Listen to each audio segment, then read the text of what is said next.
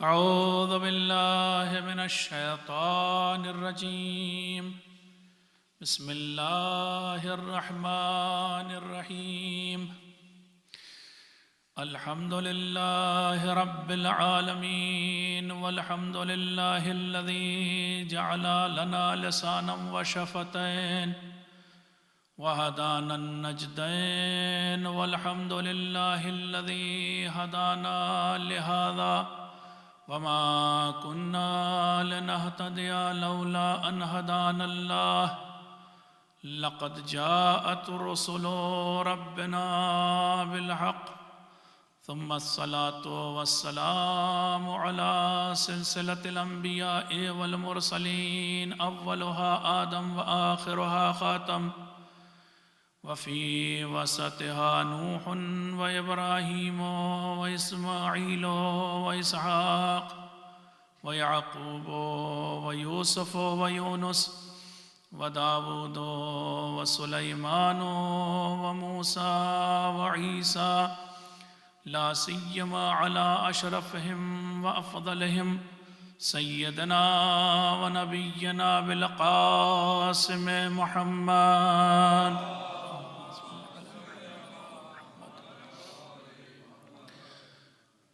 وعلى أهل بيته الطيبين الطاهرين الذين ذهب الله عنهم الرجس وطهرهم تطهيرا.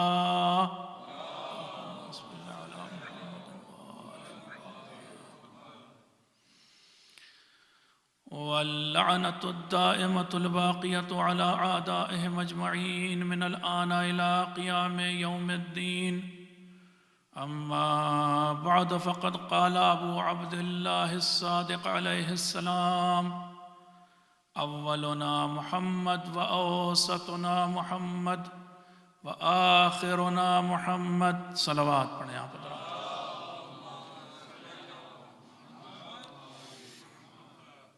بہت ہی مشہور و معروف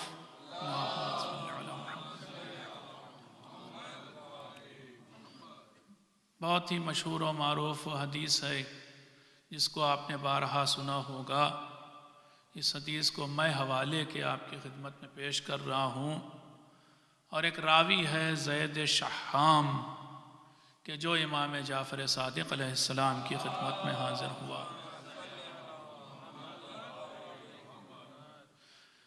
اس نے عرض کر کے پوچھا کہ مولا یہ بتائیے، محب اہل بیت ہے، راوی ہے، شاگرد امام جعفر صادق علیہ السلام ہے. عرض کی اس نے کہ مولا یہ بتائیے، حسن افضل ہیں یا حسین؟ امام حسن افضل یا امام حسین افضل؟ بڑا مشکل سوال تھا، اور اسی کے ذیل میں امام جعفر صادق علیہ السلام نے ایک طولانی جواب ارشاد فرمایا. اس میں ارشاد فرماتے ہیں: خلقنا واحد، ہماری خلقت ایک ہی ہے. وعلمنا واحد، ہمارا علم بھی ایک جیسا ہے. وفضلنا واحد، اور ہماری فضیلتیں بھی ایک جیسی ہیں. وکلنا واحد، ہم سب ایک جیسے ہیں. ایک صلوات پڑھ دیں آپ.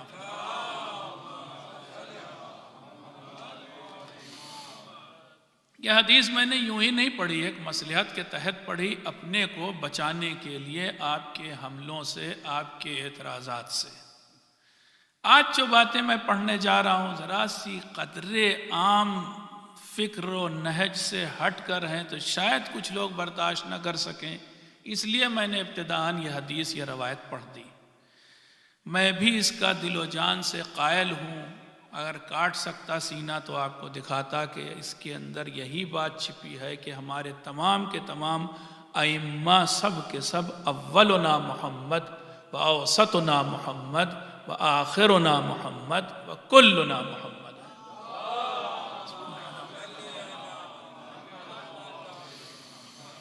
لیکن بہرحال کسی کے ساتھ آپ کوئی لقب لگاتے ہیں اور کسی کے ساتھ کوئی لقب لگاتے ہیں سب سچے، مگر جب کہا جاتا ہے حضرت صادق علیہ السلام تو آپ سمجھتے چھٹے امام علیہ السلام کو ہی ہیں. ہیں سب کے سب کاظمین الغیظ، اپنے غصے پر قابو کرنے والے، مگر جب یہ کہا جاتا ہے کہ امام کاظم علیہ السلام تو سمجھ میں آتا ہے کہ ساتھ میں امام علیہ السلام کی بات ہو رہی ہے۔ سب کے سب ان میں مرتضیٰ ہیں، لیکن جب یہ کہا جاتا ہے کہ امام مرتضیٰ علیہ السلام نے فرمایا تو ذہن میں خیال علی مرتضیٰ، علی ابن ابی طالب علیہ السلام کا خیال۔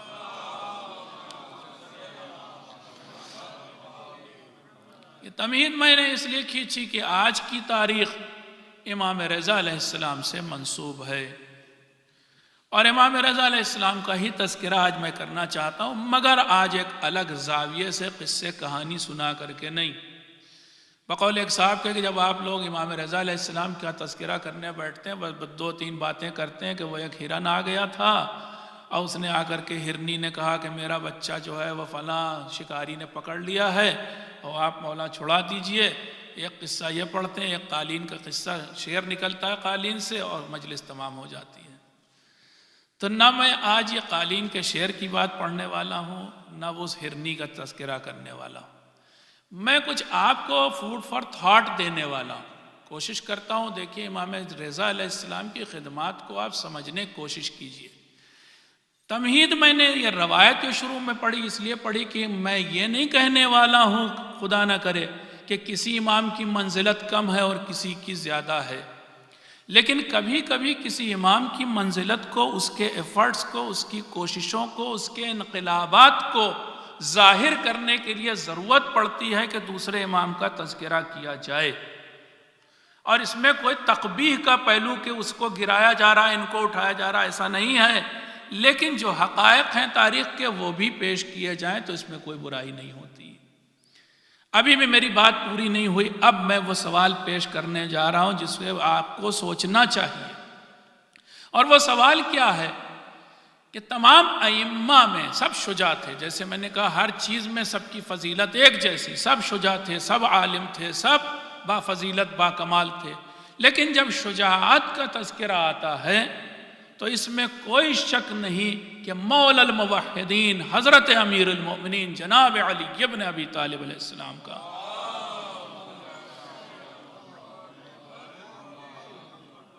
ان کی شجاعت کا دنیا لوہا مانتی ہے، مسلمان تو مسلمان، غیر مسلم لوگ جب میں ہندوؤں سے ملتا ہوں تو پوچھتا ہوں ان سے تم علی کو جانتے ہو؟ کہاں ہو؟ وہی کہ جو بہت پڑھے لکھے تھے اور بڑے بہادر تھے۔ فوراً یہی جملہ دو کہتا ہے، یا تو انہیں بہت پڑھا لکھا مانتا ہے اور یا بہادر مانتا ہے۔ اب مولا جو کہ دوسروں کے نزدیک بھی بہادر تھے اور ہیں واقعاً، لیکن اپنے دور میں مولا متقیان حکومت لے نہیں سکے۔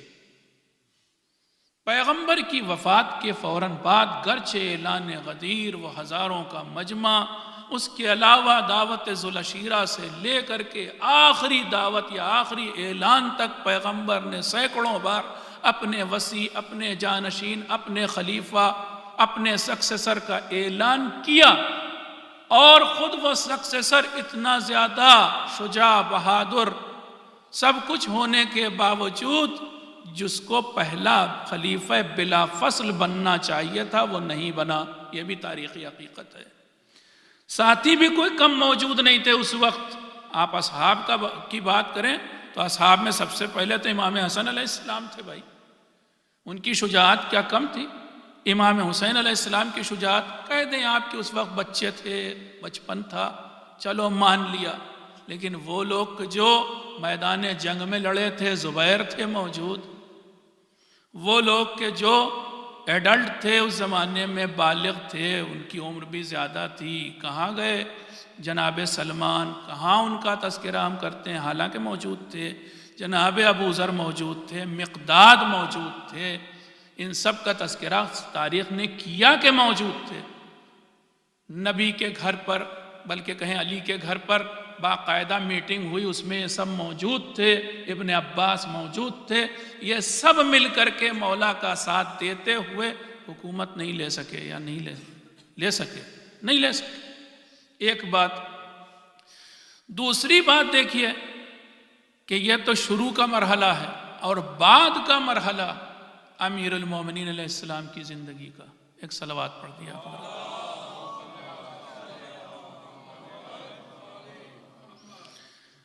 بعد کے مرحلے میں بھی آتے آتے شروع میں حکومت نہیں لے سکے، اور بعد میں وہ لوگ کہ جو ان کے خلاف سر اٹھائے ہوئے تھے، یعنی کون؟ جب مولا کی ظاہری خلافت کا زمانہ آیا تو ان کے خلاف سب سے زیادہ سر علم جس نے کیا وہ معاویہ تھا، معاویہ ابن ابی سفیان۔ کون تھا وہ؟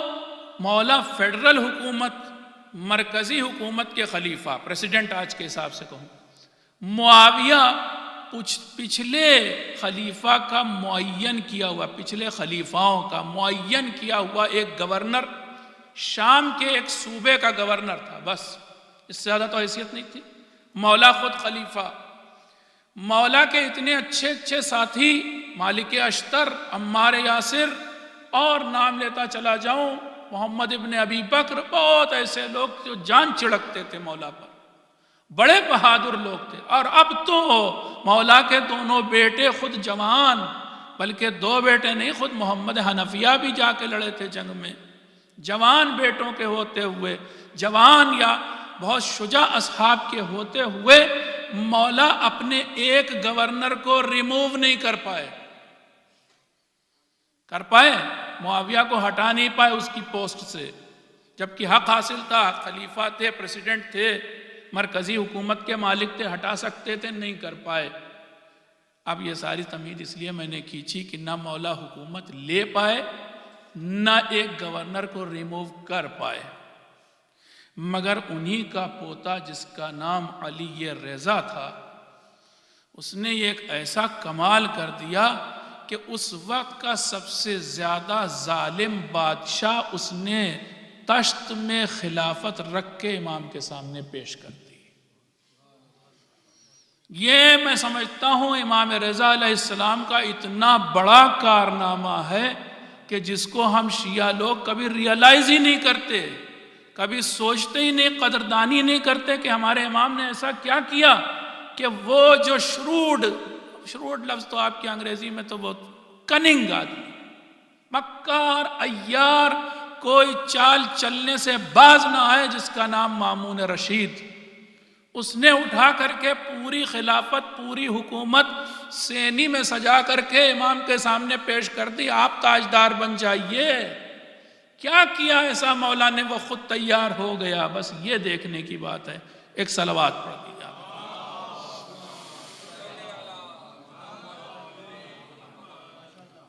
پتہ نہیں اس زاویے سے آپ نے کبھی سوچا یا نہیں کہ قصے کہانی والے تو ہم بہت، وہی شعر، قالین کا شعر اور ہرنی والے قصے تو ہم لوگ بہت سنا کرتے ہیں، لیکن امام رضا علیہ السلام کا کارنامہ، اب یہ بھی ہمیں جاننا چاہیے کہ امام رضا علیہ السلام کا سامنا کس سے تھا، اور حضرت علی علیہ السلام کا یا دیگر ائمہ کا سامنا کس سے تھا۔ آپ کو معلوم ہونا چاہیے بنی امیہ کے بادشاہوں کی اور بنی عباس کے بادشاہوں کے 90 سال بنی امیہ، 94 سال بنی امیہ کے بادشاہ سارے، اور پھر بنی عباس کے 500 سال کے جتنے بادشاہ ہیں، سب کی فہرست بنائی جاتی ہے تو اس میں سب سے زیادہ مکار، عیار اور کننگ بادشاہ دو ملتے ہیں، ایک ہارون رشید، ایک مامون رشید، اور دونوں سے امام رضا علیہ السلام کا سامنا تھا۔ 10 سال اس کی حکومت کے زمانے میں، 10 سال اس کے بیٹے مامون کی حکومت کے زمانے میں، ہے یا نہیں مشکل زمانہ؟ ایسے زمانے کی امامت ملی ہے امام رضا علیہ السلام کو، اور پھر اس امام رضا علیہ السلام کے دور میں خلفشار کا دور ہے، وہ میں آپ کے سامنے پیش کرتا ہوں۔ یہ بھی آپ کو بتاؤں، صرف دیکھیں جیتے تو امام رضا علیہ السلام، جیتے امام رضا علیہ السلام، جو میں نے پڑھ ہی دیا، مجلس کا حاصل پڑھ دیا، لیکن بس اب یہ پڑھنا ہے کہ وہ لوگ یعنی مد مقابل کیسے لوگ تھے کہ جن سے امام رضا علیہ السلام نے فتح حاصل کر لی۔ ایک صلوات پڑھ دیا۔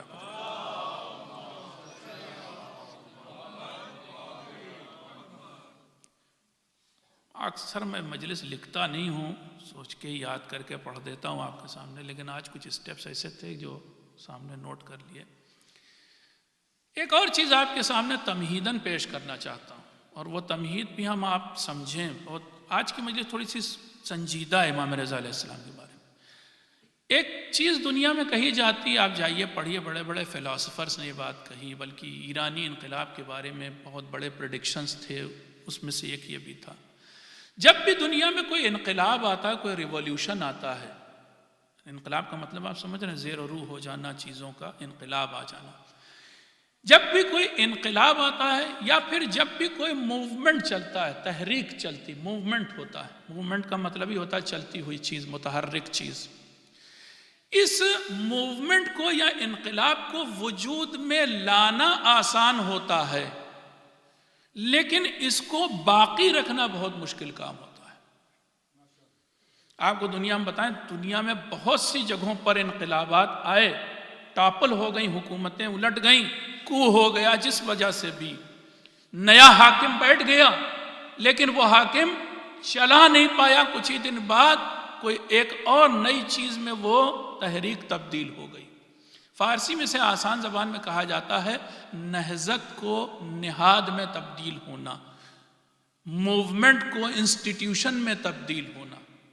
کبھی کبھی موومنٹ جو ہوتا ہے وہ انسٹیٹیوشن میں ٹھہراؤ کا، اسٹیگنیشن کا، رک جانے کا شکار ہو جاتا ہے، جو کہ ہوتا بہت اکثر۔ مثال آپ کو اخیر اسی حال کی مثال دے دیں، جس وقت ابھی یہ جو اپرائزنگ ہوئی مصر میں، ایجپٹ میں، ابھی 6-7 سال پہلے، تو اس اپرائزنگ کے وقت حسنی مبارک کو ہٹایا گیا، حکومت اس کی گر گئی، ٹاپل ہوئی، گر گئی، اور سال ہا سال سے وہ حکومت کر رہا تھا مصر کے اوپر۔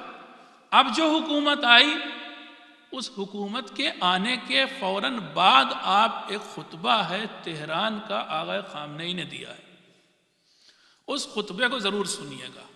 میں نے وہ خطبہ شاید لائیو سنا تھا یا اس کے 1 گھنٹے کے بعد میں نے سنا، وہ خطبہ سننے لائق ہے، بلکہ آپ کو بتائیں صرف نہ سننے لائق ہے، ابھی مجھے کسی شہر میں، ابھی اس سے پہلے والے شہر میں جامع مجلس پڑھ کے اور گاڑی میں ایسے ہی بات ہو رہی تھی، تو انہوں نے یہ جملہ کہا، مجھے یاد آ گئی کہ کیا بات کہی آغا خامنئی نے، اور دیکھو ہو گئی صحیح۔ خود وہاں کے لوگ اب اقرار کرتے ہیں کہ سید خامنئی نے صحیح بات کہی تھی۔ ہم لے تو آئے انقلاب، ہم نے ایک ڈکٹیٹر کو ہٹا تو دیا، مگر ہم اسے آگے چلا نہیں پائے، جس کا انہوں نے خدشہ جتایا تھا، اندیشہ جتایا تھا کہ دیکھو اصل انقلاب لانا مشکل کام نہیں ہے، انقلاب لانے کے بعد اس کو بچا لے جانا سب سے مشکل کام ہے۔ ہوا وہی، مرسی بنا، اور تھوڑے دیر بعد اس کا کیا حال ہوا آپ دیکھ رہے ہیں، اور اس کے بعد ایک نیا ڈکٹیٹر آگے بیٹھ گیا۔ بات میں کیا فرق ہوا؟ لاکھوں لوگ مارے گئے، لاکھوں لوگ بے گھر ہو گئے، پتہ نہیں کتنوں کی جاب چلی گئی، مصر کا برا حال ہو گیا، کوئی سسٹم نہیں رہ گیا، الٹیمیٹلی پھر ایک اور ڈکٹیٹر بیٹھ گیا آگے۔ یہی تو ہوا۔ بات یہ ہے کہ جب انقلاب لایا جائے تو اسے برقرار رکھا جائے، ایک یہ چیز بڑی مشکل ہوتی۔ دوسری مشکل جو ہوتی ہے نا، وہ یہ کہ کسی قربانی کو آپ انسان بہت سے آپ تیار کریں، بہت سے ایسے آپ کو موٹیویشنل تقریر کرنے والے مل جائیں گے کہ جو موٹیویٹ کریں گے اور لوگ جان دینے کو تیار ہو جائیں گے، لیکن جان دینے کے بعد ان قربانیوں سے فائدہ اٹھانا یہ دوسرا مشکل کام ہے۔ پہلا مشکل کام کیا ہے کہ آپ موومنٹ کو بچائے رکھیے، انسٹیٹیوشن میں تبدیل نہ ہونے دیجیے، وہ حرکت رہے باقی۔ دوسرا مشکل کام کیا ہے کہ اگر آپ نے کوئی قربانی دی ہے تو اس قربانی سے پورا فائدہ اٹھائیے، اسے ایکسپلائٹ کیجیے، اس کا استعمال کیجیے، اس قربانی کو رائگاں نہیں جانے دیجیے۔ بات لمبی ہوگی، آپ کے دماغ میں بھی بہت سے دنیا کے ایسے انقلابات آ گئے ہوں گے، ایسی تحریکیں آ گئی ہوں گی کہ جس میں لاکھوں لوگ مر گئے، ہزاروں لوگ مر گئے، ادھر ادھر انہوں نے پروٹیسٹ کیا، لاٹھی چارج ہوا، گولی چلی، 500 1000 2000 4000 مر گئے، اور مرنے کے بعد جو بچے وہ چپ چاپ آ کے گھر پہ بیٹھ گئے، ختم ہو گئی بات۔ وہ جو جانیں گئیں 4000 5000 کی، وہ سب بیکار ہو گئیں۔ سب سے مشکل کام یہ ہے کہ قربانی جو آپ نے دی ہے اس سے فائدہ اٹھا لے جائیے۔ یہ تمہید میں نے کیوں کھینچی تھی؟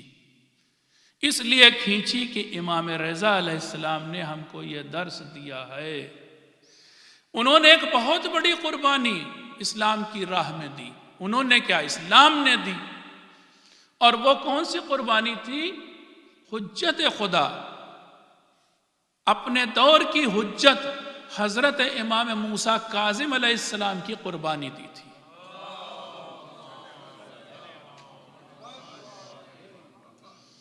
آپ اگر پڑھیں، تھوڑی تاریخ پڑھیں تو بڑی دلچسپ آپ کو تاریخ لگے۔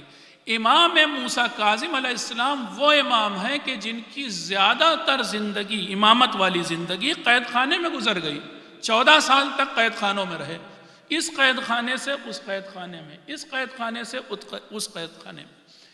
روایت کی لفظیں ہیں کہ لا یزال ینتقل من سجن الی سجن۔ امام موسیٰ کاظم علیہ السلام تو بس ایک قید خانے سے دوسرے قید خانے میں ہی جاتے تھے۔ حجت خدا، قیمتی ترین چیز کیا ہوتی دنیا میں؟ حجت خدا، حجت خدا کو۔ لیکن اب آخر میں پھر بھی ان امام موسیٰ کاظم علیہ السلام سے بھی ڈر ہو گیا ہارون رشید کو کہ یہ پھر بھی انقلاب برپا کر سکتے ہیں، اور ان کے اوپر ایک مجلس الگ سے پڑھنے لائق ہے کیوں انقلاب کر سکتے تھے۔ بس میں یہ بات کہنا چاہتا ہوں کہ ڈر گیا بادشاہ ان سے، اور اس نے کہا کہ ان کو زہر دے کے شہید کر دیا جائے۔ یہاں تک کہ امام موسیٰ کاظم علیہ السلام کو بے انتہا بے رحمی کے ساتھ زہر دے کر کے شہید کیا گیا۔ اور آپ جانتے ہیں کہ قید خانے سے جس وقت ان کے جنازے کو نکالا گیا تو جنازے پر بھی ہتھکڑیاں اور بیڑیاں لگی ہوئی تھیں۔ بغداد کے پل پر لا کر کے جنازہ رکھا گیا اور آواز دی گئی کہ اے رافضیوں، تمہارے امام کا جنازہ رکھا ہے، آؤ لے جاؤ۔ بعد میں شہادت کے بعد ہتھکڑی بیڑی کاٹی گئی۔ چھوٹی شہادت تھی، چھوٹی قربانی تھی، حجت خدا کی قربانی تھی۔ امام رضا علیہ السلام نے اس قربانی کا زبردست فائدہ اٹھایا، ہم کو ایک سبق دیا، ہم کو ایک درس دیا کہ اگر تم اللہ کی راہ میں کوئی قربانی دے رہے ہو تو اس قربانی کو رائگاں نہیں جانے دینا، بلکہ اس کا بہترین فائدہ اٹھانا۔ کیسے فائدہ اٹھائیے آپ کو بتاؤں۔ آپ کہاں تو امام موسیٰ کاظم علیہ السلام تقیے کی ایک طرح سے زندگی، وہ بھی زندان کی زندگی گزار رہے تھے۔ جیسے ہی امام موسیٰ کاظم علیہ السلام کی شہادت ہوئی ہے، روایت کی لفظیں ہیں کہ امام رضا علیہ السلام نے فوراً ہی اپنے والد کو دفن کرنے کے فوراً ہی بعد الگ الگ شہروں کے سفر شروع کر دیے، اور کھلم کھلا، ابھی تک تو کوئی کہتے ہوئے گھبراتا تھا کہ میں شیعہ ہوں، امام رضا علیہ السلام نے یہ کہنا شروع کیا کہ میں امام وقت ہوں، حکومت کا اصل حقدار میں ہوں۔ شجاعت ہے، علی کا خون دوڑ رہا ہے رگوں میں، کہا میں حقدار ہوں۔ قریبی، بالکل قریبی صحابیوں نے آ کر کے کہا کیا مولا آپ یہ کیا کر رہے ہیں؟ آپ کو پتا ہے ہارون کی شمشیر سے ابھی آپ کے باپ کا خون ٹپک رہا ہے۔ فرمایا ایک قول تمہیں رسول خدا کا سناتا ہوں۔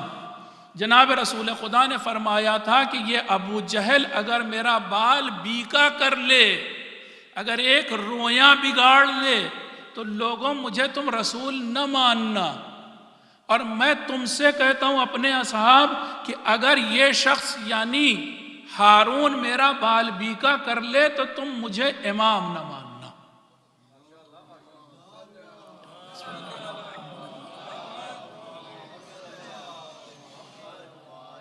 امام نہ ماننا مجھے۔ اور پھر امام نے، آج کل کی زبان میں کہہ رہا ہوں، ہمارے ہندوستان پاکستان میں بھی لفظ استعمال ہوتا ہے، یہاں تو آج کل الیکشن کا چل رہا ہے معاملہ۔ آپ دیکھتے ہیں پریزیڈنٹ ایک دن ایک جگہ ہے، بلکہ دوپہر میں ایک جگہ، شام کو ایک جگہ، صبح ایک جگہ، اتنی جگہ گھوم رہا ہے، ریلی کر رہا ہے، کیمپیننگ کر رہا ہے، ہم کو ووٹ دو، ہم کو ووٹ دو۔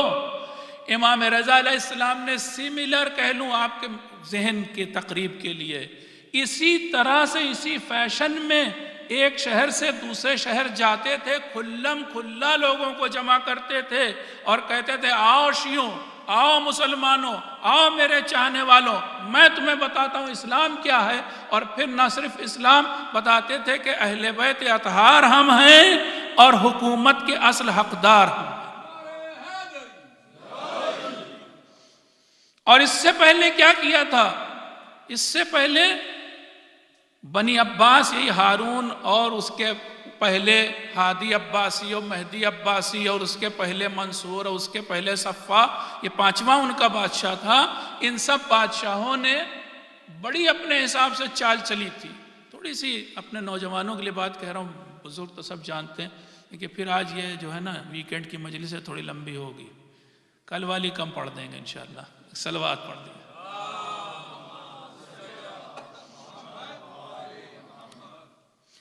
جانیے تھوڑا سا اس سے آگے بڑھ کر کے وہ سنڈے اسکول والی ٹیچنگ سے تھوڑا آگے بڑھا جائے. خیر بہرحال امام نے یہ جو بادشاہ تھے بنی عباس کے، انہوں نے کس طرح سے حکومت ہتھیائی تھی. پہلے ان سے پہلے جو ڈائنیسٹی کہہ لوں جو رول کر رہی تھی وہ بنی امیہ تھے، جس کا پہلا انسان خلیفہ سوم عثمان، اور اس کے بعد پھر وہ معاویہ کے بعد یزید کے بعد اس کا بیٹا تھوڑے دن کے لیے، اور اس کے بعد پھر مروان، اور پھر عبد الملک ابن مروان، پھر آل مروان میں چلی گئی حکومت. ایسے سمجھ لیں، ٹھیک ہے. یہی حکومت کرتے رہے. ایک گھرانہ تھا جس کا نام بنی امیہ تھا، لیکن انہوں نے اتنے ظلم ڈھائے کہ لوگ ان سے تنگ آ گئے. اور ہمارے یہاں ایک لفظ استعمال ہوتا ہے انگریزی میں بھی، انکمبینسی فیکٹر. پتہ نہیں آپ سمجھتے ہیں یا نہیں. ایک حکومت جب کرتے لوگوں کو اتنا تنگ کر دیتی تو لوگ کہتے ہیں ان سے چھٹکارا پانے کے لیے ہم کچھ بھی کریں گے، کسی بھی ووٹ دے دیں گے، کوئی بھی آ جائے بھائی ووٹ دے دیں گے. اس فیکٹر کا فائدہ اٹھایا کس نے؟ بنی عباس نے. دوسرا گھرانہ، دوسرا سامراج بننے جا رہا. اور یہ بنی عباس کون تھے؟ رسول کے ایک چچا تھے جن کا نام تھا عباس، ان کی نسل کے لوگ تھے. بنی عباس نے دیکھا موقع غنیمت ہے، مگر یہ لوگ اچھے نہیں تھے، ان کا فیس اچھا نہیں تھا، ان کی سماج میں مان جان نہیں تھی، تو انہوں نے ایک اور حربہ استعمال کیا. انہوں نے کہا ایسا ہے بنی ہاشم میں سے، یعنی حضرت علی علیہ السلام کے خاندان میں سے، آسان کہوں، وہاں سے کچھ لوگوں کو لے لیا جائے، ان کو آگے رکھا جائے، ہم پیچھے رہیں، لوگ ان کو ووٹ دیں گے، لوگ ان کو حاکم بنانے کو تیار ہوں گے، اور جب حکومت آئے گی تو ہم ان کو بیچ سے ہٹا دیں گے، ہم حکومت ہتھیا لیں گے. یہ چال چلی. پھر بھی نہیں جیت سکتے تھے کیونکہ بنی امیہ کے پاس پاور تھی، تو انہوں نے کہا کہ پاور کو بھی ہم کرش کرنے کا طریقہ اختیار کرتے ہیں. ایک آدمی انہوں نے اپنا ایک گرگا کہیں، اپنا ایک آدمی معین کیا جس کا نام تھا ابو مسلم خراسانی. انہوں نے یہ دیکھا، بڑے چالاک کننگ لوگ تھے بنی عباس، یہ جو بعد میں آنے والے ہیں، کیسے پاور آئی ان کے ہاتھ میں. انہوں نے دیکھا کہ اگر ہم یہاں سے مرکز سے یہ باتیں شروع کریں گے شام وام میں تو ہمارے ہاتھ حکومت آنے والے نہیں. ایک گوشے سے ملک کے شروع ہوئے خراسان سے، کہ خراسان میں ہم ہلچل پیدا کریں اور وہاں پر سے ہم اپنے انقلاب کو وجود میں لائیں، اپنی تحریک چلائیں. پھر انہوں نے ابو مسلم خراسانی کو وہاں بھیج کر کے خود کچھ بھی نہیں کیا. دیکھیں بڑے چالاک لوگ تھے. چہرہ آگے کیا امام حسن علیہ السلام کی اولاد کا، اور خود پیچھے رہے، اور مار کاٹ کی نوبت آئے تو ایک اور آدمی ہے ابو مسلم خراسانی، اس سے قتل کروانے شروع کیے. تاریخ میں لکھا ہے کہ خود ابو مسلم خراسانی نے کہا کہ میں نے 1,00,000 لوگوں کو قتل کیا ہے. اتنے قتل کروائے. آخر میں مار کاٹ، سول وار، جو بھی آپ کہہ لیں، ہونے کے بعد بات یہیں تک آئی کہ اب کوئی اور حکومت ہمیں چاہیے، بنی امیہ سے ہم تھک گئے. تو بس بنی عباس نے فوراً حکومت اپنے ہاتھ میں لے لی. امام حسن علیہ السلام کی اولاد چیخی، ارے تم تو ہمیں دینے والے تھے. ان کا نہیں، ہم نے نعرہ کیا لگایا تھا؟ یہ نہیں کہا تھا اولاد حسن کو ملے گا، ہم نے یہ کہا تھا الرضا من آل محمد، آل محمد میں سے جو سوٹبل پرسن ہو. ہم بھی تو آل محمد ہیں، ہمارا سوٹبل پرسن کیا ہے؟ صفا ہے. صفا نام کے آدمی کو خلیفہ بنایا، وہ بادشاہ بن گیا. اتنے چالاک لوگ تھے. اب یہاں سے ان کی چالاکی کا آغاز ہے، سوچئے. اور اس میں سب سے زیادہ ان میں بھی چالاکی میں وہ مامون کے بارے میں.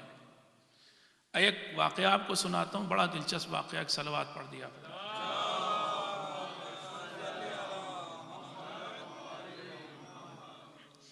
یہ مامون خود کیسے خلیفہ بنا؟ مامون کا باپ ہارون رشید خلیفہ تھا. مامون نے تب تک امام موسیٰ کاظم علیہ السلام کو نہیں دیکھا تھا، وہ تو قید خانے میں قید رہتے تھے. لوگوں پر ہارون یہ ظاہر کرتا تھا کہ ہم نے امام موسیٰ کاظم علیہ السلام کو محل میں رکھا ہے، کبھی کہتا تھا ہم نے مہمان خانے میں رکھا ہے، وہ تو گیسٹ ہاؤس میں رہتے ہیں، جبکہ ان کو قید خانے میں وہ بھی ایسی کال کوٹری، کیا بتاؤں امام موسیٰ کاظم علیہ السلام پر جو ظلم کیا ہے ان لوگوں نے۔ آپ کو معلوم ہے ایسا قید خانہ تھا کہ اس کی چھت اتنی نیچی تھی کہ امام کھڑے نہیں ہو سکتے تھے، کمر سیدھی نہیں ہو سکتی تھی، اور ایسے طول اور عرض میں اتنا تھا کہ امام لیٹ نہیں سکتے تھے، کسی طرح سے بدن ان کا سیدھا نہیں ہو سکتا تھا۔ اس کال کوٹری میں 1-2 دن نہیں سالہ سال گزارا امام موسیٰ کاظم علیہ السلام۔ رکھتا تھا اس کال کوٹری میں، لوگوں سے کہتا تھا محل میں رہتے، اور پھر کیا کرتا تھا کہ جب بغداد کے بڑے بڑے لوگوں کی دعوت کرتا تھا یہی ہارون، تو امام موسیٰ کاظم علیہ السلام کو قید خانے سے نکلوا کے لاتا تھا، اور لوگوں کو دکھانے کی کوشش کرتا تھا کہ جیسے آپ لوگ ہمارے بڑے معزز مہمان ہیں ویسے یہ بھی ہیں اور بڑے آرام سے رہ رہے ہیں۔ ایک روز اس نے ایسا ہی کیا، امام موسیٰ کاظم علیہ السلام کو قید خانے سے لایا گیا، اور لانے کے بعد اس دسترخوان پر، اصل میں تو زہر اسی گیدرنگ میں دیا گیا، اسی دعوت میں دیا گیا، لانے کے بعد اسی دسترخوان پر امام موسیٰ کاظم علیہ السلام کو بٹھایا، اور بھی لوگ تھے، بڑے بڑے شہر کی ہستیاں تھیں، اور جب کھانا پیش ہوا تو اس نے کھڑے ہو کر کے ہارون نے تقریر کی کہ اے لوگوں، تمہیں معلوم ہے ہمارے نزدیک سب سے زیادہ اہمیت کے مالک آل رسول ہیں، یہ ہے وہ ہے کر کے، اور امام موسیٰ کاظم علیہ السلام کی تعریف کی کہ ہم نے ان کا کتنا خیال کیا ہے اور ان کو ایسے رکھا ہے ویسے رکھا ہے۔ جب وہ یہ کہہ رہا تھا تو شجاعت دیکھیے امام موسیٰ کاظم علیہ السلام کی، فوراً کھڑے ہو گئے اور کہا اے لوگو یہ شخص جھوٹ بولتا ہے، تمہارا حاکم جھوٹ بولتا ہے، مجھے اسی وقت قید خانے سے لایا گیا ہے، مہمان خانے سے نہیں لایا گیا ہے، اور ایک جھوٹ اور بتائے دیتا ہوں کہ ابھی ابھی جو مجھے کھانا دیا گیا ہے اس میں زہر دیا گیا ہے۔ رسوا ہو گیا اس بھری مجلس میں، ہارون رسوا ہو گیا، اور واقعاً اس دعوت کے تیسرے دن امام موسیٰ کاظم علیہ السلام کی شہادت ہو گئی۔ بہت رسوا ہوا، ساری دنیا میں مشہور ہو گیا کہ اس نے زہر دلوایا ہے، اب تو کچھ رہی نہیں گئی گنجائش۔ اس بات کا امام رضا علیہ السلام نے فائدہ اٹھایا کہ اب تو یہ رسوا ہو گیا، مجھے مار نہیں سکتا ہے، بلکہ آپ کو بتائیں کہ خود اس کے وزیر اور ایڈوائزر نے ہارون سے کہا امام موسیٰ کاظم علیہ السلام کی شہادت کے بعد کہ تو نے تو کبھی کہا تھا کہ اگر موسیٰ کاظم علیہ السلام چلے بھی جائیں اس دنیا سے تو جو ان کا وصی اور جانشین بنے گا میں اس کو بھی زہر دلوا دوں گا، اس کو بھی قتل کروا دوں گا۔ تو علی ابن موسیٰ تو اپنا ادعا پیش کر رہے ہیں، صاف صاف کہہ رہے ہیں کہ میں حاکم ہوں، میں وقت کا حاکم ہونا چاہیے، میرا حق ہے، تو انہیں تو کیوں نہیں زہر دلوا دیتا؟ تو اس نے جواب میں کہا کہ اتنی رسوائی کم ہے جو اور رسوا کرنا چاہتے ہو؟ کیا چاہتے ہو یہ حکومت بھی چلی جائے ہمارے ہاتھ سے؟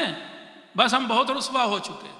ایک بات یہ دیکھیں، ہمارے ائمہ کو ہم نے پڑھا نہیں، جانا نہیں۔ اس سے بھی پہلے امام جعفر صادق علیہ السلام کا بھی انہی لوگوں سے واسطہ، انہی لوگوں سے۔ بس ایک یہ قصہ اور اس کے بعد آتا ہوں امام رضا علیہ السلام۔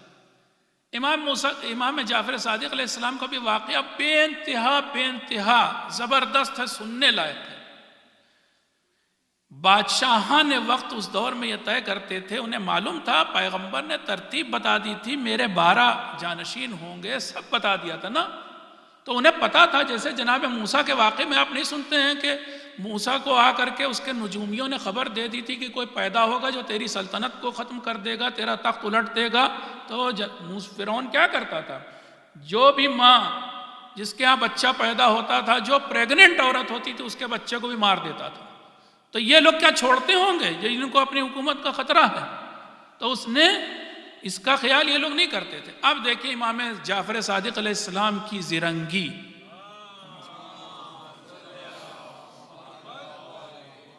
ہمیں بہت کچھ سیکھنا چاہیے اپنے اماموں سے۔ امام جعفر صادق علیہ السلام کی شہادت ہوئی، وہ بھی معلوم ہے آپ کو زہر سے شہادت ہوئی، اور یہی شامل تھا کم وقت حاکم وقت ہارون۔ اب اس کے بعد اس نے ایک ڈھونگ رچا۔ امام کہاں شہید ہوئے؟ مدینے میں، یہ بیٹھا ہے اس وقت رقہ میں یا بغداد میں۔ راوی کہتا ہے، راوی کا نام ہے ابو ایوب نحوی، کہتا ہے رات کا وقت تھا، آدھی رات تھی، مجھے سپاہی بھیج کر کے دربار میں بلایا ہارون نے۔ اچھا میں لکھتا تھا اس کے لیے، میں اس کا منشی تھا۔ دربار میں بلایا ہارون نے، اور میں نے دیکھا کہ ایک شمع جل رہی ہے اور ہارون سر جھکائے بیٹھا ہے، جیسے لگتا ہے بڑے غم میں۔ اس کے بعد جب میں وہاں پہنچا، میں نے بادشاہ سلامت کو سلام کیا۔ اس کے بعد بادشاہ کے ہاتھ میں ایک خط تھا، اس نے میری طرف پھینکا، اور پھینکنے کے بعد کہا کہ مدینے میں میرے گورنر محمد ابن سلیمان کا خط ہے، ذرا پڑھو تو۔ اب جو میں نے خط کو پڑھا تو اس میں لکھا ہوا تھا کہ چھٹے امام کے بارے میں، کہ جعفر ابن محمد کی شہادت ہوئی یا وفات ہوئی۔ اور یہ کہہ کر کے جیسے ہی میں نے یہ خط دیکھا تو ادھر دیکھا کہ ہارون بلک بلک کے رو رہا ہے، زار و قطار رو رہا ہے، آنسو بہ رہے ہیں، اور پھر کہہ رہا ہے کہ مثل جعفر ابن محمد، چھٹے امام کے بارے میں، مثل جعفر ابن محمد دنیا میں کوئی ہو ہی نہیں سکتا۔ یہ سب ڈھونگ کر رہا ہے ابھی دیکھیے، اور خوب رویا، اور میں اس کا منہ دیکھ رہا ہوں۔ اور یہ جب روتے روتے ایک بار رکا، اس نے کہا اب خط لکھو۔ میں نے کاغذ اٹھایا، قلم اٹھایا کہ خط لکھوں۔ کہا ہمارے اسی گورنر کو جس کے پاس سے خط آیا مدینے میں، اسے خط لکھو کہ جعفر ابن محمد نے جس کے لیے بھی وصیت کی ہو کہ میرے بعد وہ امام ہے یا میرا جانشین ہے، اس کا سر قلم کر دو۔ دیکھیے آپ، خط گیا، خط لوٹ کے آیا، اور اب ہمارے امام کو دیکھیے۔ ہمارے یہاں ایک اردو میں محاورہ استعمال ہوتا ہے، تم ڈھاک ڈھاک تو ہم پات پات۔ اس محاورے کا استعمال میں نے اس سے بہتر نہیں دیکھا۔ جواب آیا اسی گورنر کا۔ معمولاً ایک آدمی کے لیے وصیت ہوتی ہے کہ بھئی وہ میرے بعد میرا جانشین ہے، میرا امام، میرے بعد امام ہے گویا۔ اس نے کہا کہ میں نے پتہ کیا تو جعفر ابن محمد نے لکھ کر کے 5 لوگوں کے بارے میں وصیت کی ہے۔ پہلا عبداللہ ابن جعفر، اپنے ایک بیٹے کے نام۔ دوسرا موسیٰ ابن جعفر، یعنی امام ہفتم علیہ السلام۔ تیسرا اپنی بیوی حمیدہ کے نام۔ چوتھا مجھ گورنر محمد ابن سلیمان کے نام۔ پانچواں ابو منصور تیرے نام۔ اب یہ بتا کہ ان میں سے کس کا سر قلم کر دوں؟ اس کا کہنا، روایت کا کہنا کہ بند کرو اس بکواس کو۔ صلوات پڑھیں آپ حضرات۔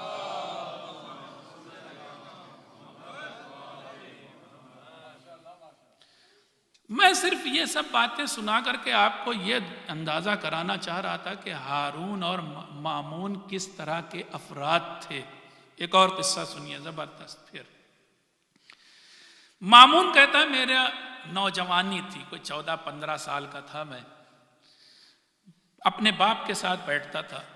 اچھا یہ بھی بتا دوں، ایک اور اس کا بھائی تھا امین، مامون کا ایک بھائی تھا امین۔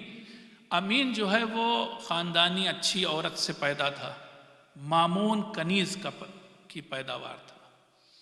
درجہ جو ہے عربوں میں ظاہر سی بات ہے کنیز والے کا کم ہوتا ہے، اس کا زیادہ، لیکن وہ یہ امین جو ہے اتنا برا نہیں تھا، کہہ لیں برا کیا مطلب، اتنا مکار عیار نہیں تھا، وہ بڑا مکار عیار تھا، اس نے اس کو بھی ختم کر دیا۔ کہتا ہے مامون، میں ایک دن اپنے باپ ہارون کے ساتھ بیٹھا تھا دربار میں، اور ہارون نے کس کو بلا بھیجا تھا؟ امام موسیٰ کاظم علیہ السلام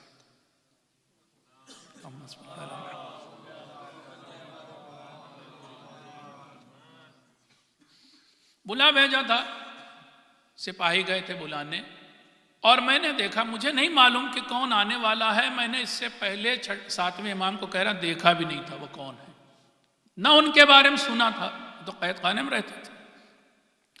آئے امام، ہم دربار میں بیٹھے تھے، یعنی میرا باپ اور میں اس کے بغل میں، دربار میں میرا باپ تخت پر بیٹھا تھا اور میں بغل میں بیٹھا تھا۔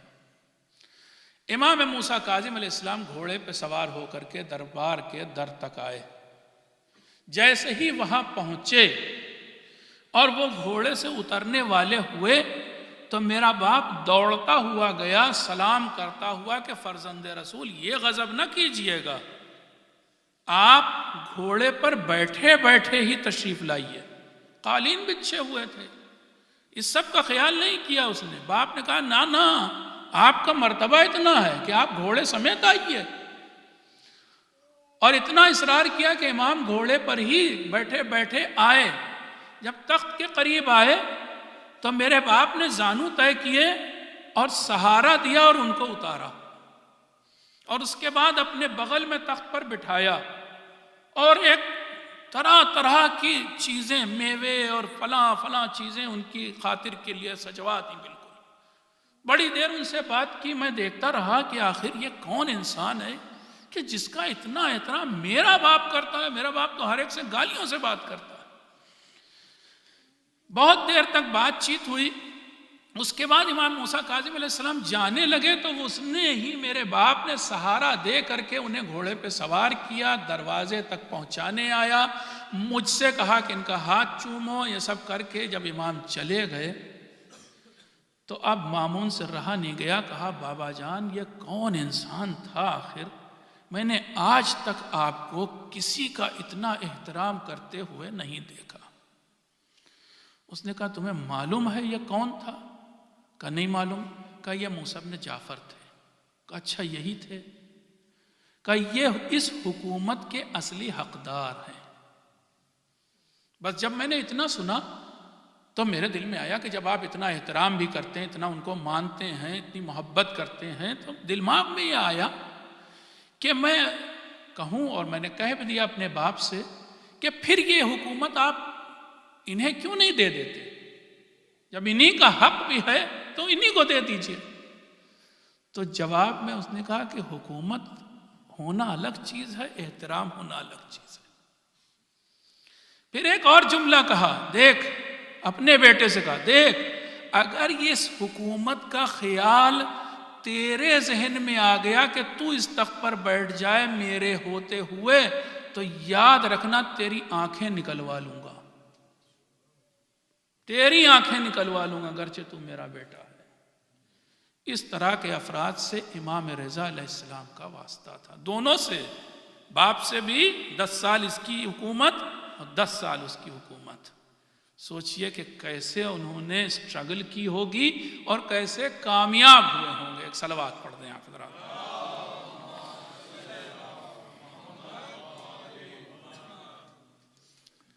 آئیے میں بس چند، اب تو وقت ہو چلا ہے، بہت کچھ لمبی گفتگو تھی، یہ کم کر رہا ہوں، شارٹ کر رہا ہوں، کہ امام رضا علیہ السلام نے ایک چیز کا جواب کیسے دوسری چیز سے دیا۔ اس نے جب سنا ہارون نے کہ یہ جو ہے امام موسیٰ کاظم علیہ السلام کی شہادت کے بعد امام رضا علیہ السلام تقریریں کر رہے ہیں، ریلیاں کر رہے ہیں، لوگوں کو بلا رہے ہیں، صاف صاف دعویٰ کر رہے ہیں کہ ہم ہی اس حکومت کے اصل حقدار ہیں، تو اس نے کیا کیا کہ اپنے آدمی بھیج کر کے اور امام کے گھر پہ چھاپا ڈلوا دیا، اور سارا سامان، اس عربی میں کہا جاتا مصادرہ، یعنی کنفسکیٹ کر لیا، ساری چیزیں چھین لی، سب گھر کا سامان سب ضبط کر لیا۔ اس نے ضبط کیا، امام نے اس گھر کو تو چھوڑو، کوئی اتنی بڑی بات نہیں تھی، امام نے دوسرے اتنے گھر ہو گئے ان کے کہ ہر شہر میں جاتے تھے لوگ، ان کے ماننے والے وہاں موجود، ٹھہرانے کے لیے تیار۔ یعنی اگر تو نے ایک گھر مجھ سے چھینا ہے تو میرے ہر گھر میں شہر ہے، ہر شہر میں گھر ہے۔ ایک آدھ اور مثال دیتا ہوں اس مامون کی، ہارون اور مامون کی۔ ہارون ایک اور چیز کے لیے بہت مشہور تھا، اس کی 2 شخصیتیں آج تک اسٹڈی ہو رہی ہے، اس پر ریسرچ ہو رہی کہ اصل میں ہارون تھا کیا انسان، آخر مامون تھا کیا انسان۔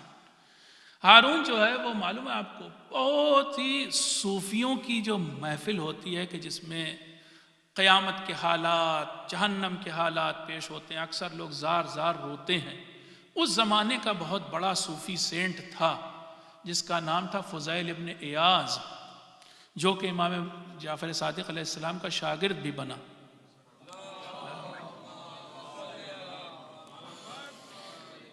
لکھا ہے کہ ہارون فضیل ابن ایاز کی بارگاہ میں جاتا تھا، اس کی مجلس میں، اس کی گیدرنگ میں، اس کی ٹیچنگ میں شرکت کرتا تھا، اور اس کا درس سن کر کے زار و قطار روتا تھا۔ لیکن دوسری طرف اسی ہارون کے حرم سرا میں 2000 کنیزیں تھیں، جس میں سے 300 رقاصہ تھیں، گانے والیاں تھیں۔ کیسی متضاد شخصیتیں تھیں ان لوگوں کی۔ اسی ہارون کے بارے میں چند باتیں لکھا ہوا تاریخ میں کہ 100 رکعت نماز رات بھر میں پڑھتا تھا۔ 100 رکعت نماز کا ادا کرنے والا تھا۔ کہاں تو رقاصہ بھی ہے اس کے پاس، 100 رکعت نماز بھی پڑھتا ہے۔ اسی ہارون کے بارے میں لکھا ہوا ہے کہ 100 رکعت نماز پڑھنے والوں کے سب سے اچھے تعلقات برامکہ سے تھے۔ برامکہ ایک خاندان تھا اس دور کا کہ جو سمجھ لیے اس علاقے کے سب سے بڑے غنڈے بدماش مافیا لوگ تھے۔ سب سے زیادہ قریبی یحییٰ برامکی اس کا نام ہے، جو اس کا وزیر تھا اس کا نام تھا یحییٰ برامکی، برامکہ خاندان کا تھا، سب سے بڑا غنڈہ بدماش۔ اسی کے بارے میں لکھا ہے کہ اسی ہارون کے دور میں جتنی اسلامی کتابیں ہیں ان کا یونانی زبان میں، اور وائس ورثہ جتنی اچھی یونان میں، گریس میں لکھی ہوئی جو فلسفے کی کتاب، جو ایرسٹاٹل اور سوکریٹیز، ان سب کی جو لکھی کتابیں تھیں وہ اب تک گریک لینگویج میں تھیں، ان کو کنورٹ کیا گیا، ٹرانسلیٹ کیا گیا عربک میں ہارون کے زمانے میں۔ کنٹریبیوشن بھی ہے بہت بڑا۔ اس کے بعد اس نے بڑے اسلامک سینٹرز کھلوائے، ریسرچ سینٹرز تھے، اسپین میں لوگ جمع ہوتے تھے تو ڈسکشن ہوتا تھا ریلیجن پر، ساری یہ رونقیں بھی اس نے خوب کروائی۔ لیکن ساتھ ہی ساتھ آج آپ جائیں تو وہاں دیکھیں آپ، طوس میں بھی موجود ہے کہ ایک طرف یونان اور ایک طرف زندان۔ زندان ہائے ہارون دنیا کے سب سے برے ٹارچر سیلز تھے اس دور کے۔ سب سے زیادہ ٹارچر اگر کیا جاتا تھا تو وہیں۔ کیسا آدمی تھا، اس سے نپٹنا کتنا مشکل تھا۔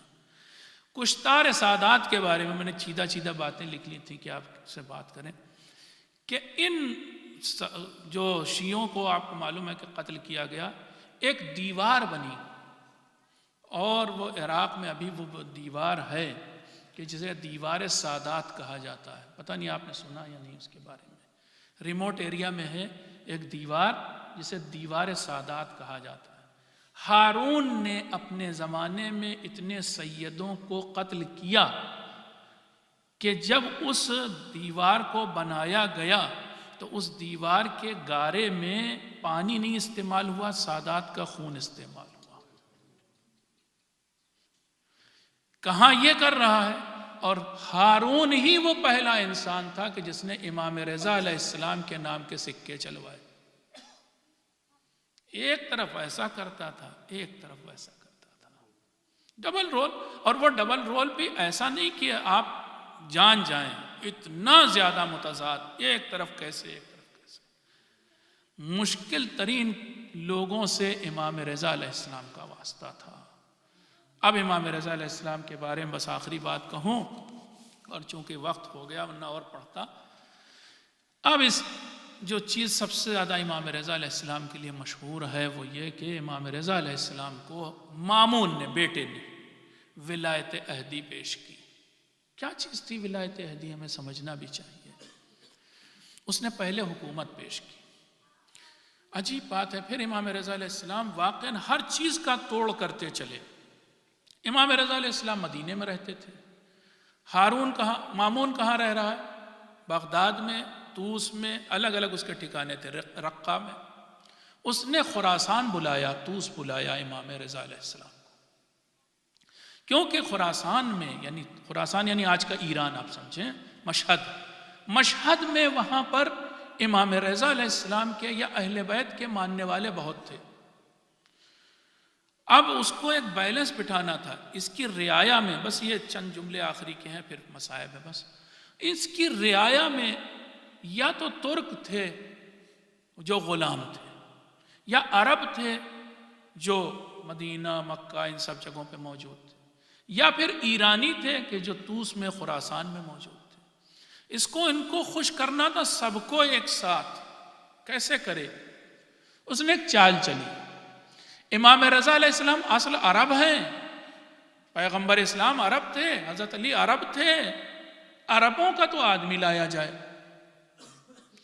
اور ہمارے خلاف اٹھنے والے یہ ایرانی جب یہ یہاں آئیں تو ہم کچھ بہت سی ایسی رسموں کے بارے میں ان سے ہم، جیسے کہ نوروز کی رسم آپ نے سنا، ان سے ہم انڈورس کرا لیں، کہہ لیں کہ نوروز بہت اچھی چیز ہے، تاکہ یہ ایرانی بھی خوش ہو جائیں۔ اور وہ جو غلام ہیں وہ ہمارے خلاف ہو رہے ہیں، ان کو ہم انہی کے پیچھے لگا دیں، ان کو کہہ دیں یہ بادشاہ ہے، جو چاہو ان کا کر لو۔ اس طرح سے اس نے ایک چال چلی کہ سارے لوگوں کو ٹھنڈا کر دے۔ تو اس نے کیا کیا؟ اپنے سپاہی بھیجے۔ کہاں سے؟ ایران سے۔ کہاں بھیجے؟ مدینہ، کہ جاؤ اور علی ابن موسیٰ الرضا علیہ السلام کو ایک صلوات پڑھ دیں آپ لوگ۔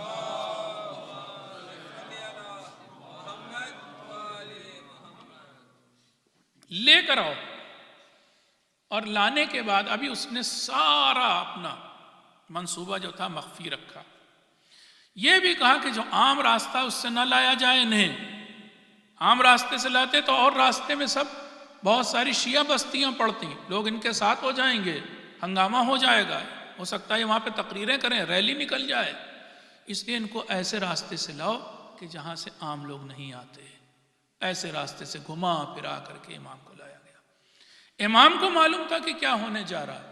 اپنے گھر سے چلنے سے پہلے، عجیب بات ہے، تاریخ میں یہ بات پہلی بار ہوئی ہے اور شاید آخری بار، امام رضا علیہ السلام مثل امام حسین علیہ السلام پیغمبر کے روضے پر، ان کی زری پر گئے، ان کی قبر پر گئے اور وہاں سے رخصت ہوئے، اور بار بار رخصت ہونے جاتے تھے، پھر دروازے تک آتے تھے، پھر واپس مسجد نبوی کے اندر، پھر باہر، کئی بار کیا امام، اور روتے جاتے تھے۔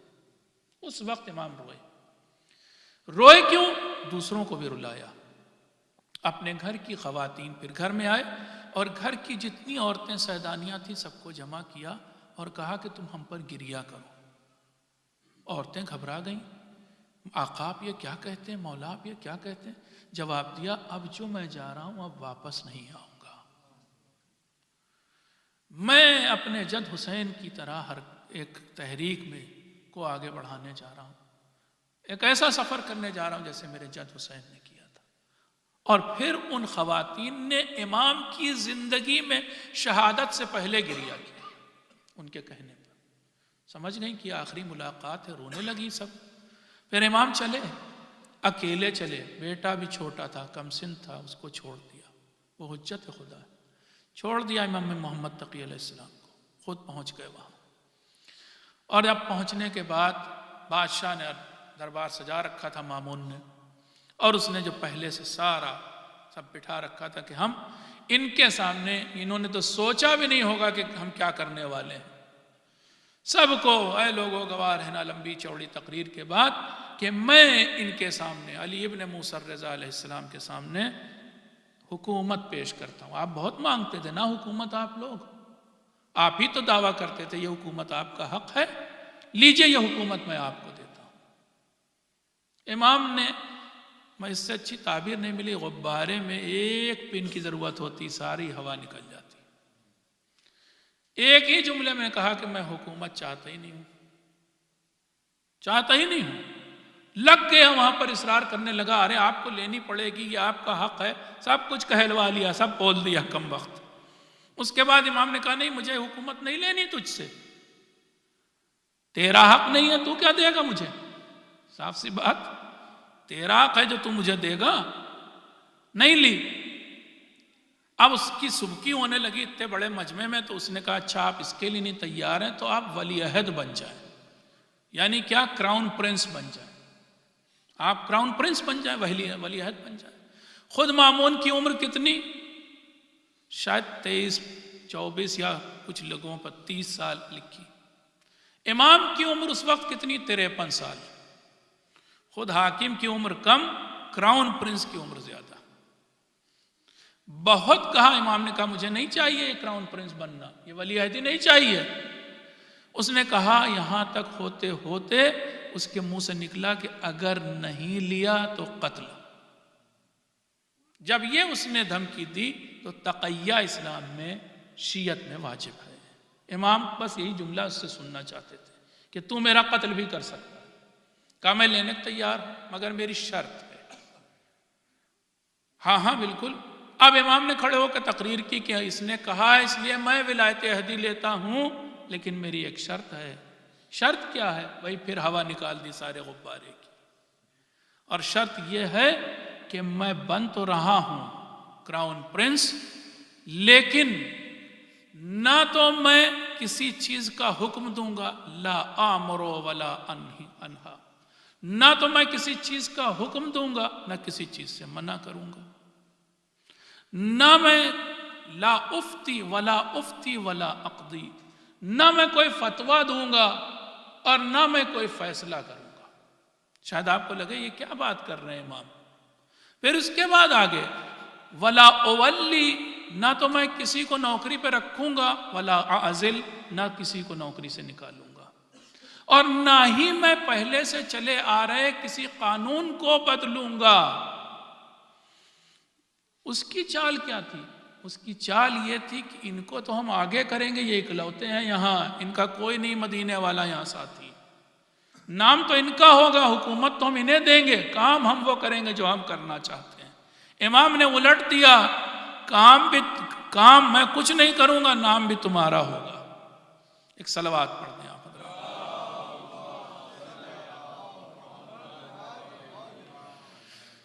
اتنے چال باز لوگوں سے جیت گئے، رونے لگا۔ رونے کیا، اس نے خود کہا کہ یہ شخص تو میرے، اس کے الفاظ مشہور ہیں، میرے گلے کی ہڈی ہے، نہ یہ نگلتے بنتا ہے نہ یہ اگلتے بنتا ہے۔ ایسے بن گئے امام اس کے لیے۔ ہم سیکھ لینا چاہیے ہمیں امام سے کہ ہمارے ائمہ طاہرین علیہ السلام کتنے روشن فکر، کیسا ویژن رکھتے تھے، کیسے فار سائٹڈ تھے، کیسے سمجھدار، کیسے ہوشیار لوگ تھے۔ ہمارے لیے سارے سبق ہیں۔ عزیزو، آخر میں بات یہاں تک پہنچی کہ وہ اتنی چیز بھی امام کی برداشت نہیں کر پایا۔ ایک دن اس نے آخری جو چال چلی وہ یہ تھی کہ اس نے کہا امام سے، عید کا موقع آیا، عید کی نماز آپ پڑھائیں گے۔ عام طور سے حاکم پڑھاتا ہے، عید کی نماز آپ پڑھائیں گے۔ امام نے کہا کہ میں عید کی نماز تو پڑھاؤں گا مگر میری ایک شرط ہے۔ کیا شرط ہے؟ میں ویسے پڑھاؤں گا جیسے رسول خدا پڑھاتے تھے۔ ایک صلوات پڑھ دیا۔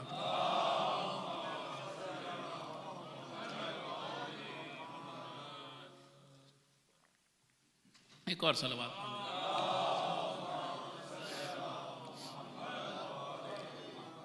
راضی ہو گیا۔ اس نے کہا کیا ہے، نماز 2 رکعت نماز، اس میں کون سی ایسی بڑی بات ہے؟ امام نے کہا ٹھیک ہے میں پڑھاؤں گا۔ آج تک وہ مسجد موجود ہے کہ جہاں پر امام نماز نہیں پڑھائی، آدھے راستے سے لوٹ گئے، عام نماز پڑھ کر کے اپنی نماز پڑھانے نہیں دی گئی۔ نماز کا دن آیا، عید کا دن آیا، اب وہ بادشاہ کے سب ملازم پہنچ گئے، سواری، گھوڑا، سارے سپاہی کہ ان کو لے کے جانا ہے، نماز پڑھوانی ہے۔ بادشاہ اپنے محل میں بیٹھا ہوا ہے۔ وقت آیا نماز کا، تو جس وقت امام نماز کے لیے گھر سے باہر نکلے تو انہوں نے کہا میں کسی سواری پہ تھوڑی نہ بیٹھوں گا، میں تو ننگے پیر چلوں گا، پاؤں میں جوتیاں بھی نہیں، نالین بھی نہیں، سادہ ترین لباس، اور امام جو ہے اس انداز میں چل پڑے۔ لوگ جیسے جیسے جس گلی جس سڑک سے گزر رہے تھے، لوگ ساتھ جوق درجوق ساتھ ہوتے جا رہے ہیں، بھیڑ۔ بتانا یہ چاہتے تھے، پہلے ہی کہہ دیا تھا رسول کی طرح نماز پڑھاؤں گا، بتانا یہ چاہتے تھے کہ حاکم اسلامی سادہ ترین لباس پہنتا ہے اور پیدل پا پیادہ چلتا ہے، عید کی نماز میں جاتا ہے۔ بتانا یہ چاہتے تھے اب تک تیری جتنی نمازیں تھیں وہ اسلامی نمازیں نہیں تھیں، وہ سب کے سب عباسی نمازیں تھیں، وہ سب کے سب حکومتی نمازیں تھیں۔ یہاں تک بات پہنچی، اتنی سی بات سے تو ڈر نہیں جانا چاہیے کسی کو۔ یہاں تک بات پہنچی کہ آدھے راستے پہنچے تھے تو جاسوسوں نے جا کر کے خبر دی مامون کو کہ اگر یہ پہنچ گئے مسجد تک اور اگر انہوں نے خطبہ بھی دے دیا تو تیری حکومت تو آج ہی گئی۔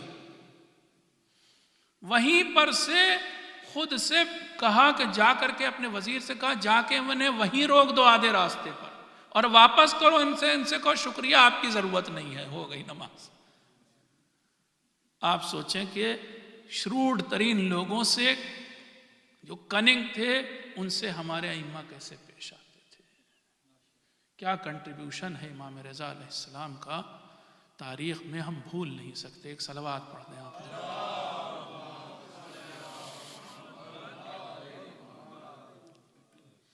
لیکن اسی امام کو بعد میں پھر زہر دیا گیا۔ یہ بھی آپ کو بتا دوں، بہت سے موقعوں پر ہمارے اماموں کو پتہ ہوتا تھا کہ یہی والا کھانا جس میں زہر ہے۔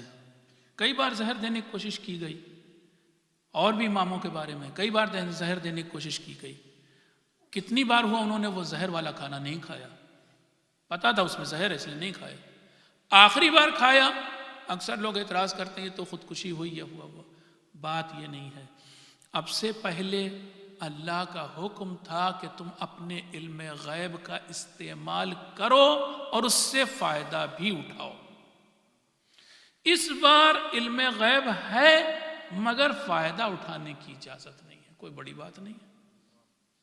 اس بار بھی بتایا ہوا ہے کہ اسی انگور میں کہ جو تمہیں دیا جا رہا ہے اسی میں زہر ہے، مگر آج ہماری رضا یہ ہے کہ تم اسے کھا لو۔ امام حسین علیہ السلام کو پتا تھا، بقول خود امام حسین علیہ السلام جناب ام سلمہ سے ایک بار جب جناب ام سلمہ نے بہت روکا مدینے میں، اے حسین نہ جاؤ نہ جاؤ، میں نے تمہارے نانا سے سنا ہے کہ جس وقت حسین عراق کی طرف جائے گا واپس نہیں آئے گا۔ بہت کہنے کے بعد نہیں نانی اماں مجھے جانا ہے جانا، جب نہیں مانی تو ایک بار لہجہ بدلا امام کا، اے نانی آپ کیا یہ سمجھتی ہیں کہ جو آپ کو معلوم ہے وہ مجھے نہیں معلوم ہے؟ بلکہ مجھے تو وہ دن معلوم ہے کہ جس دن میں شہید کیا جاؤں گا، وہ گھڑی معلوم ہے جس وقت میں شہید کیا جاؤں گا، وہ جگہ وہ زمین معلوم ہے جس میں میں شہید کیا جاؤں گا۔ اور پھر یوں ایک مٹھی خاک وہیں سے مدینے میں موجود ہوتے ہوئے ایک مٹھی یوں بڑھائی اور کربلا کی خاک اپنی نانی کو دی، اے نانی ایک شیشے میں یہ بھی خاک رکھیے جیسے آپ نے نانا کی دی ہوئی خاک رکھی تھی، یاد رکھیے گا جس دن یہ خاک خون بن جائے گی آپ کا حسین شہید کر دیا گیا۔ تو ائمہ کو معلوم ہوتا تھا کہ ان کو زہر دیا جائے گا۔ ایسا ہی ایک دن تھا، اپنے خاص صحابی امام رضا علیہ السلام نے اپنے خاص صحابی ابا سلط سے کہا کہ یہ ابا سلط کل مجھے دربار میں بلایا جائے گا، یہ ظالم یہ طاغی انسان جس کا نام مامون تھا یہ مجھے کل دربار میں بلائے گا اور میرے سامنے کھانا پیش کیا جائے گا، پھل پیش کیے جائیں گے۔ دیکھو اگر ان کے زہر کا اثر ہو گیا اور میری حالت غیر ہوئی تو میں اپنے سر پر اپنی ابا ڈال کے دربار سے باہر نکلوں گا۔ اس وقت تم ان سے بات نہ کرنا، بس میرا ہاتھ تھام کر مجھے بیت الشرف تک میرے گھر تک پہنچا دینا۔ دیکھو ابا سلط اس وقت تم مجھے میرے بستر پر لٹا دینا، اور اگر میں دربار سے اس حالت میں نکلا کہ میرا سر ڈھکا ہوا نہ ہوا تو سمجھ لینا میری حالت ٹھیک ہے اور مجھے زہر نہیں دیا گیا ہے۔ کہتا ہے ابو سلط جیسا امام رضا علیہ السلام نے کہا تھا بالکل ویسا ہی ہوا۔ دوسرے دن امام رضا علیہ السلام باوضو ہو کر کے اپنے مصلی عبادت پر کھڑے ہو کر کے انہوں نے نماز ادا کی۔ نماز کا سلام دینے کے بعد جیسے کسی کے منتظر تھے، ابھی انتظار کر ہی رہے تھے کہ ایک بار دروازے پر دستک ہوئی۔ میں نے جا کر کے دروازہ کھولا تو بادشاہ کا سپاہی کھڑا تھا، اس نے کہا کہ بادشاہ نے امام رضا کو بلایا ہے۔ امام رضا نے عبا اوڑھی اور اس کے بعد گھر سے نکلے، میں ساتھ ہو لیا، دربار میں پہنچے۔ امام رضا علیہ السلام سامنے مامون رشید کے ایک تشت رکھا ہوا تھا جس میں بہت سارے پھل طرح طرح کے رکھے تھے، ان میں وہ انگور بھی رکھے تھے۔ میری نگاہ پڑی، میں نے دیکھا کہ ان انگور کے خوشوں میں ایک خوشہ ایسا ہے جس سے کچھ انگور کھائے جا چکے ہیں، کچھ بچے ہیں۔ جیسے ہی پہنچے امام رضا علیہ السلام، مامون احترام میں کھڑا ہو گیا، گلے سے لگایا اور اس کے بعد اپنے بغل میں بٹھایا اور اس کے بعد کہا فرزند رسول بہت عمدہ انگور ہیں، انہیں نوش فرمائیے۔ इमाम ने फरमाया कि बाज रख मुझे इसके खाने से। बार बार उसने इसरार किया, बार बार इसरार किया, यहाँ तक कि ये जुमला कहा कि शायद आपको शक है कि हमने इसमें जहर मिला दिया है, लीजिए मैं इसमें से खा के दिखाता हूँ। दूसरे अंगूरों में से खाया, लेकिन जो जहर आलूद अंगूर थे उसमें से नहीं खाया, और फिर वो वाला खोशा कि जिसमें जहर था इमाम की तरफ बढ़ाया। आज हुक्म खुदा से इमाम ने वो अंगूर खा लिया। जैसे ही इमाम ने अंगूर खाया, अभी चंद जुमले बातचीत हुई थी कि हालत गैर हुई। एकदम से उठ के खड़े हुए, अबा ओढ़ी, सर पे अबा डाली, पूछता है इला मन वज्जहता, तू आप किधर जा रहे हैं, कहाँ चले फर्जंद रसूल? जवाब दिया, जहां तू मुझे भेजना चाहता है मैं उधर जा रहा हूं। दरबार से बाहर निकले, अबू सल्त ने देखा कि सर के ऊपर अबा पड़ी हुई है। अबू सल्त ने कोई कलाम नहीं किया, इमाम का हाथ थामा, सहारा देता हुआ घर तक ले गया। घर में जाने के बाद इमाम रज़ा अलैहिस्सलाम को उनके बिस्तर मुबारक पर लिटा दिया। इमाम जहर की शिद्दत से तड़पने लगे। इमाम का हुक्म था कि देखो, जब अबा सल्त मुझे लिटाना बिस्तर पर, तो घर के सारे दरवाजे बंद कर देना। सारे दरवाजे मैंने बंद कर दिए। मैं सहन खाना में आके उदास बैठ गया कि हुज्जत खुदा को, मेरे आका को जहर दे दिया गया। अब क्या होगा, मेरा आका तो परदेश में है। अभी मैं बैठा ये सोच ही रहा था कि एक बार मैंने देखा कि एक नूरानी चेहरे का बच्चा, कमसिन बच्चा, घुंघराले बाल वाला खूबसूरत बच्चा मेरे सामने खड़ा है। मैंने कहा कि तुम कौन हो, आखिर कैसे इस घर में आ गए? मैंने सारे दरवाजे तुम्हारे बंद कर दिए थे। कि अबू सल्त, मैं हुज्जत खुदा हूँ, वो खुदा जो मुझे इस वक्त मोजज़े से मदीने से यहाँ ले आया, उसी ने इस घर के दरवाजे मेरे लिए खोल दिए। बस ये सुनना था। अबू सल्त समझ गए कि ये वक्त का इमाम मोहम्मद तकी अलैहिस्सलाम है। ए अबू सल्त, मुझे मेरे बाप के पास जाने दो। पहुँचे। लिखा है, अबू सल्त बताते हैं कि जैसे ही इमाम रज़ा अलैहिस्सलाम की निगाह अपने बेटे पे पड़ी, एक अरसे के बाद बेटे को देखा था, चेहरे पे तबस्सुम आ गया। बेटे को इशारे से करीब बुलाया, बेटा बाप के सीने से लिपट गया। अबू सल्त कहते हैं फिर इमाम रज़ा अलैहिस्सलाम ने अपने बेटे के कान में कुछ कहना शुरू किया। राज़हाए इमामत थे जो मुंतकिल किए गए।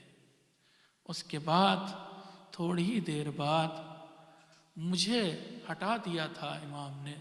थोड़ी देर बाद इमाम मोहम्मद तकी अलैहिस्सलाम इन्ना लिल्लाहि व इन्ना इलैहि राजिऊन कह के बाहर निकले, और उसके बाद मुझसे कहा, ए अबू सल्त, जाओ वो उस कोठरी में, और जाने के बाद एक पटरा रखा होगा और पानी रखा है, ले आओ, जिस पर मैं अपने बाप को गुस्ल देना चाहता हूँ।